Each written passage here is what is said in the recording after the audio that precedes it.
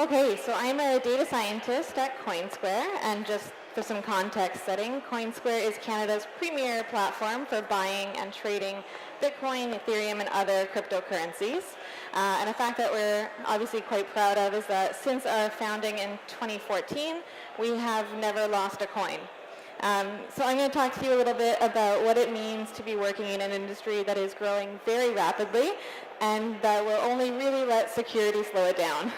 So specifically, we're going to talk about what it means to start a data team in the middle of a scale-up that's exploding. So anybody here who's working at a startup is probably pretty familiar with this kind of trajectory for your products, for your processes, and for your new initiatives. And today we're going to kind of go through what Coinsquare went through in our process of starting a data team. So we're going to start in the confusion and chaos that was December 2017 in the Bitcoin markets, and the thought that we had at that point that we probably do need a data team, and we'll talk about why that was and what questions we were asking ourselves. We're going to talk then about how we moved really quickly from we need a data team to we need the infrastructure to support a data team, so we need a data warehouse. Like any good startup, we'll talk about the different prototypes we went through to prove out the value of a data warehouse and why we did that, and really why we settled on Redshift as sort of our baseline MVP for our data team. And then from there, we'll get to the really exciting part, which is what are we doing since then? So what have we actually been able to accomplish by putting together a data team, a data warehouse, and using Redshift to really enable us to grow? So I'm going to do this as a story and tell our story, and hopefully you'll find that you start to relate where you are in your startup journey to where we were over the last 6 to 8 months. So back in December 2017 and January 2018, Bitcoin prices rose very quickly, as many of us are aware of, and our user growth followed about the same pattern, but actually a higher growth rate. So this was life in the office. We were in a really fortunate position that many startups really want to get to. Startups talk about moving from startup to scale up when you have product market fit. At that time, we really had market product fit. We were an exchange in the middle of a time when everybody wanted to buy cryptocurrencies, which meant that our small office of 8 people had a massive growth. And when I joined in February, I was employee 80 at that time. So my cohort was 12 people that joined that week. We had a new cohort of 8 employees that joined the week after, and that pattern continued for quite a while. So as you can imagine, planning in the office, as in many startups, focused on how do we make sure that the fewest customers are angry with us today, really. It was focusing on how do we make sure these clients are getting verified, they're getting access to the platform, the funds are being processed, which didn't leave a lot of room for really, really expanding into the horizon. But we had people on our team who, even in the midst of that chaos, were thinking about what we had when we were collecting data, the value that it could offer, and the fact that if we didn't start working with it now, we were going to lose that opportunity in the future. So at that time, they decided to put together a data team because we got to the point where we recognized that the market alone wasn't going to sustain our company long term. We would need to be able to draw insights from our data. We would need to be able to improve our whole processes from our development process through to our acquisition, through our conversion, through new product offerings. And that was really going to be critical for the long-term success of the business. So we were focusing on how do I get value? How do I make sure that that value is going to be relevant to me and that I'm planning now for what this industry, which is in chaos, might look like 3 years from now? And what technologies will allow us to be able to scale rapidly? For us, in an industry that's moving this quickly and in a startup that's growing this quickly, security is our number one concern. Regulatory compliance falls very, very quickly after that. And just about everything else isn't an acceptable excuse for not moving quickly. So we talked about needing a team that was going to really be able to use that data to benefit the company. And there's a natural question from that, which is why a data team and not just sort of like adding some analysts to your organization. For us, we were building a specialized skill set, and we had an indication at that time that our business lines were likely going to expand in what could become silos. We didn't want that to happen, and so one of the things we did very intentionally was we brought all of our data under one roof, and we maintained a centralized ownership of data quality and data definitions. At that time, we were talking about different types of business plans and different things that would launch. As of today, since that time, we've launched a mining business, a licensing business. This morning, we were at the TSX, opening the ringing bell, where we launched a funds business. So there are now 2 exchange-traded funds that are run through CoinCap markets. So those thoughts were in our head even early on, that as we were going to diversify our businesses, we didn't want to become a financial institution that had very siloed data practices. So that was one of the main reasons that we brought everything under one team. And it also meant that if we have a central repository for all of our data, we could have people who could be very cross-functional and make sure that teams were talking to each other, that they understood the data that they had available to them, and that we weren't missing opportunities by having silos in place. So our data team actually sits on top of our business as a service layer and interacts with virtually every team that we have, both in-house and in our subsidiaries. Okay, so when we built our data team, we hired a data scientist. We brought in a data warehouse architect shortly thereafter. And then we actually brought in people from the business who had shown some interest in data science and analytics, who might have some SQL skills, might have some Python or R skills, but really they had a deep knowledge of the business. And for us, that was a really strong combination, where we brought in technical expertise and mirrored it with existing business expertise. And that allowed us to grow a lot faster.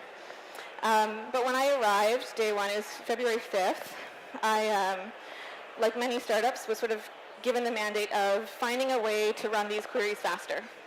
And when I was interviewing, they're saying, how do you optimize SQL queries? Because we know what we want to understand, but we don't want to interrupt any client-facing activities. We don't want to cause too much stress on the database. So, how do you optimize these queries so that it doesn't interfere with any production activity? And my honest answer to them was like, oh, it's really simple. You don't run it on production. Not let's optimize queries for hours. Let's just not run them there and not worry about it, basically. And especially when you're scaling that quickly, it was like this was going to take way too long to try to find some really, really clever way of running a query that really isn't designed for the database that was being used in production. So day one, after that interview we had talked, they had decided, yeah, we're going to put together a data warehouse. We're going to put together a proof of concept.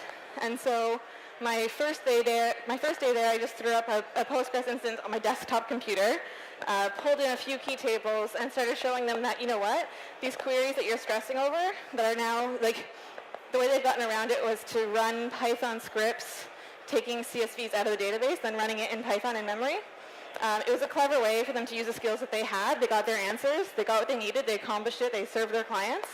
And for any startup, that's considered a win.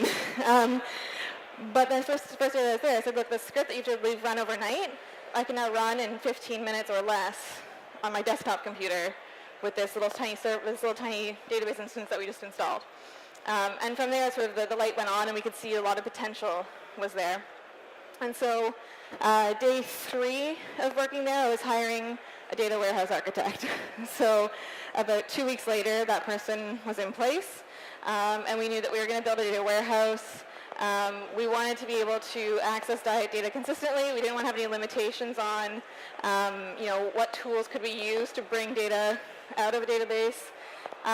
We also wanted to bring in data from many sources, and that was one of the other challenges that we had, was that we were writing queries that really should have been run in a table and not in a query, an ad hoc query every time we wanted to know things. And working on a production meant that we would have to go through our solutions team to make that table happen, and that really wasn't an efficient process for what was becoming a burgeoning data team. So we wanted to bring in data from many sources. We wanted consistent, reliable access to data. And then a goal that very quickly became relevant, but even then was, a bit of a stretch goal at that time, was not only do we want to have access for our team, we want to turn that around and give that back to the company. So how do we enable more self-serve analytics for people who don't have, in-depth SQL and Python and R type skills? How do we make sure that data visualization is really easy for people at our company? How do we make sure that it's accessible but secure? And that was really best done on a layer on top of a data warehouse, again, from there. So the answer to we need a data warehouse was that we started a prototype. And like I said, we started with a Postgres instance on my local desktop. For about 2 or 3 days where we just showed, like, you know what, these things that are really important tools for us, we can do very quickly. We then said, okay, great, we'll throw this Postgres instance on a server, we'll write an ETL from our production database through this Postgres server. That lasted about a week, and then it started crashing, and it became somebody's full-time job to maintain that Postgres instance, and at that point we said, okay, that's not going to work. We thought at one point that it was going to be a scale issue, so we went to columnar databases. We went through a trial with Vertica, which was a very strong database candidate. In our mind, it was open source. We could host it on premises. At that time, and still today, we were really hesitant to move into the cloud. As a company that prides itself on having never lost a coin, you know, we were very used to building on bare metal. And so when we finally came back to our C-suite team and said, we can make this work if we need to, but it'll slow us down and it'll probably cost a full-time data engineer. If instead you'll let us try this Redshift thing, we could probably do this a lot faster and realistically a lot more resource efficient. So it took a little bit of convincing. We did some research, and it took Vertica crashing a few times for us to really prove that, you know, this wasn't going to be the solution long term. And that's when finally we were given permission on a Friday afternoon to trial Redshift on the condition that no data that was in there was going to be tied to a single user. So we had very strict requirements as to what data was allowed to be moved into our data warehouse. And that's a policy that we do maintain today, is that in addition to building security into our data warehouse, of course, we have some common sense things. If this data doesn't need to be there, it's just a tiny bit of extra risk that we don't have to take by putting it there. So there's a lot of data that exists that does not go to our data warehouse. And then essentially to move new data in, we have a business case of what value does it add to move this data into our data warehouse. Who needs to access it? Why do they need to access it? And could they access it in a different way, especially in the case of PII data? So we got the approval on a Friday afternoon to start Redshift. This is now towards the end of February. By Friday, sort of 5 o'clock, it was up and running. Our ETL had been pointed in that direction. It wasn't perfect yet, but it had started. A couple of our analysts were excited enough they stayed the weekend and started working. But what happened was we got to move our engineers' time from maintaining a database to scaling a database and scaling our practice. So instead of being interrupted every few hours with one of our analysts saying the database is super slow again, it's crashed, and running out of memory, he's now being interrupted with things like, hey, this other team has this new data source, we want to bring in our Salesforce data. We want to bring in our ZenHub data, or Zendesk data. We want to bring in this new data. And really, his role shifted from making sure that our people could work day to day to bringing them new work and opening up new opportunities. So for us, Redshift was really important because it was able to scale. It required very little maintenance on our end. And more than that, it was easy to learn and fast to set up. A few people on our team had already used AWS and Redshift in general, but those who hadn't adapted to it very, very quickly. We were comfortable with the security that we were able to put into place. Obviously, you know, we did quite a lot to make sure that we put those settings to the highest possible that we could to make sure that it was fully locked down. Our team checked it, our DevOps team checked it, our CTO checked it. We went through those types of processes. But that was really a turning point for our team because all of a sudden we were focused on how do we add value to the business and not how do we just keep this database up and running. So that brings us to this present. Now our team is focused on driving growth. We're out of sort of our infrastructure phase. We're also, by and large, out of our historical reporting phase.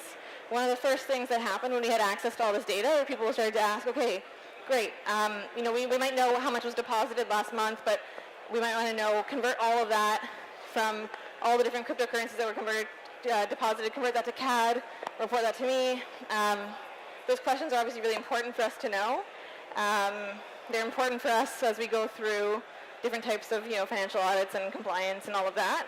But they're not particularly interesting problems for a data team to be working on. That's not sort of what the average data scientist gets up in the morning and thinks about when they go to work. So we moved through sort of our historical reporting phase pretty quickly. And now we're really focused on looking forwards. So as we knew it back in December and January, those market conditions didn't continue indefinitely. And it meant that our business was put into a really interesting challenge, which is having already gone through sort of that scale-up growth, we now have to make sure that our product market fit is on point. And that's often sort of backwards to what a lot of companies go through. Typically, you find your product market fit, and then you ramp up your users. And so for us, our data team is able to now work on how do we optimize our conversions through our funnel, how do we optimize our acquisition into the top of the funnel in the beginning, and then really how do we add value back to a business that is diversifying. And so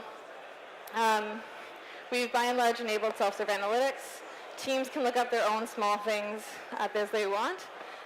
We can quickly add new tools. So in the last few weeks, we've integrated with a tool called Segment, which does some automated tracking for user conversion and acquisition. And Segment has a default integration with Redshift. And so for us, having this tool in place has allowed us to implement it really quickly and then turn around and come back to the business and say, great, here's exactly where our users are dropping off. That in turn has allowed us to turn around and say, perfect, now that we know that, we can prioritize that in our dev teams to understand exactly how we should be changing our registration flow. And those are always conversations across business units. One of the reasons we have the funnel the way we do is that we do have some compliance issues as a money services business. And so, it's not like we're just going to do away with those steps. But if we know that this particular form field is where people stop filling out the form, we can go back and ask, is that actually important? Or can we get that information a different way? Or can we push it into later in the funnel when they're already sort of more sticky? So it's really allowed us to start optimizing at a very granular level. And that's something that we just weren't able to do from our technology point of view even just a few months before. So that's one of the real benefits that we have of having a data warehouse in place and having a data team to support that. And then we're really excited now as we move through, I think from our point of view, another sort of phase, which is now that we have our infrastructure, we have our historical reporting, and we have sort of our basic analytics and optimization. Now we're moving into a phase where we can really optimize for what I would call data science work as opposed to analytics. We were very intentional in setting up our tools so that we'd have the ability to expand our data science practice as we wanted to. But we also knew that until we've gotten through these layers of low-hanging fruit in terms of our analytics, it didn't make sense. And there are things that our tech team may not have been ready to use models that we had built at that time. And now that we can kind of align it together, we're really looking forward to some of those projects that we're looking at down the road. So I think we have a few minutes to talk about whether or not you guys resonate with this idea of that confusion and chaos through to your MVP. I'd love to hear a little bit more about where you think you are in terms of your data team requirements. And if you have any questions, I'm very happy to take a couple. Thanks. Awesome. Thank you, Evelyn. So we have time for some questions. Again, I think you know the format by now. Raise your hand. I will come to you with the microphone, and we'll go from there. Thank you. Very interesting. I have a question. How do you feed your data warehouse because your systems are highly distributed? So we have a series of ETL requirements, most of which are custom built at this point in time, mostly because a lot of our data structures behind the scenes are also very custom built. So we transfer that data through just custom Python scripts right now. And then the rest of our data that are coming from external tools, we use some custom scripts. And then tools like Segment, for example, do have some of that ETL built in. And so as we continue to scale, we're always looking for opportunities where if we can integrate two tools natively where they have support for Redshift, we're really looking forward to moving away from custom-built solutions. And it's definitely one of the reasons that we went with a tool like Redshift was because every subsequent tool we were looking at would work with it. Yeah.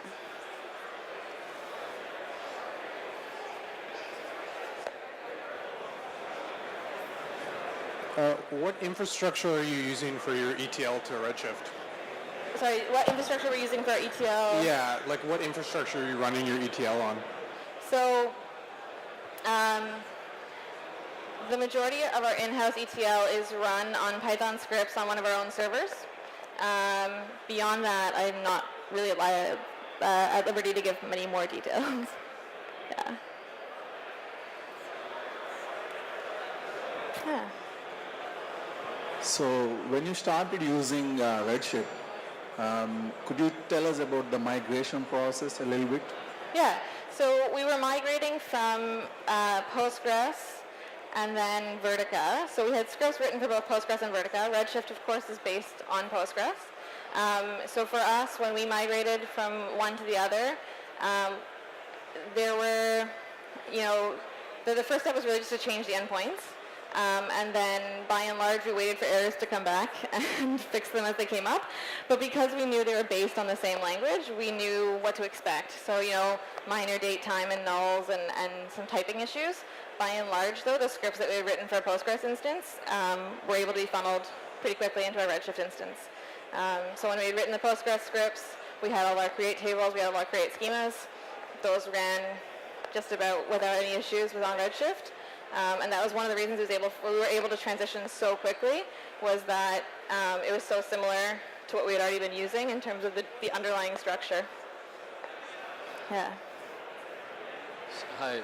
So to load data into Redshift from Postgres, did you have to write any Spark applications or anything along with your Python, or it was just pure Python? We wrote pure Python. One of the things that we did, because we were setting up a data warehouse quicker than most people would advise, was that we understood very clearly what our requirements were. And our requirements were not for real-time analytics, as an example. That was something that we looked at and said, we're not going to shoot ourselves in the foot. We're not going to prevent us from being able to do that, but we're also not going to aim for the moon in the next 2 weeks. And so for us, we said, a reasonable SLA is that every day I should be able to report on the previous day. And then once we got that done, we got that worked out, it was not providing any issues, we said, okay, now I kind of want to be able to report on like the last 6 hours or so, right? So I want my data to be up to date, not within 24 hours, but within 6 hours. And we started to slowly close that SLA gap. Right now our data is running with about a 20-minute delay. But as I said, a lot of what we're doing right now is analytics-based and reporting-based. And until we have the capacity, or we expect to have the capacity to be able to react faster than that, for right now, it doesn't make sense for us to invest in having data that's faster than that. And so it's always an interesting discussion, because everybody talks about wanting real-time data, and especially people who are non-technical, for whatever reason, that look at real-time data as the holy grail, and why isn't their data live? And my response back to them is, well, what would you do with it if it was? Right? This workload that is going to cause us to make this data 20 minutes more accurate, are you going to be able to make any better decisions with that? Are you going to be able to add any more value with that? And if the answer is no, then I have other things I need to prioritize for my team. Yep. All right, maybe time for one more quick question. Thank you very much for your presentation. It was wonderful. One quick question regarding the data source coming in. Yeah. As you mentioned that you're getting data from multiple sources, including Salesforce and other relational databases. How complex it is for you to merge or join the data once it is in Redshift? So the queries are not complex. It's the logic to understand them that can be. We have spent a good amount of time working with other teams who have set up their own sort of data sources, things like Salesforce or like chat tools, things like that, to make sure that our schemas are consistent. And we really invested the time on the business side to make sure that we have a single UID that we're using. We're not using a username over here and an email address over there and a UID over there. And that investment on the business side, as opposed to the data after the fact side, has made the data side a lot easier for us. And that's work that's extended through our integration of Segment as well. Great, Evelyn, thank you very much. Thank you. Guys, we will be kicking off our next session in about 5 minutes. Again, a reminder, these talks will all be up on the AWS Startups blog, so you can catch the decks and rewatch the talks there. We'll see you in 5.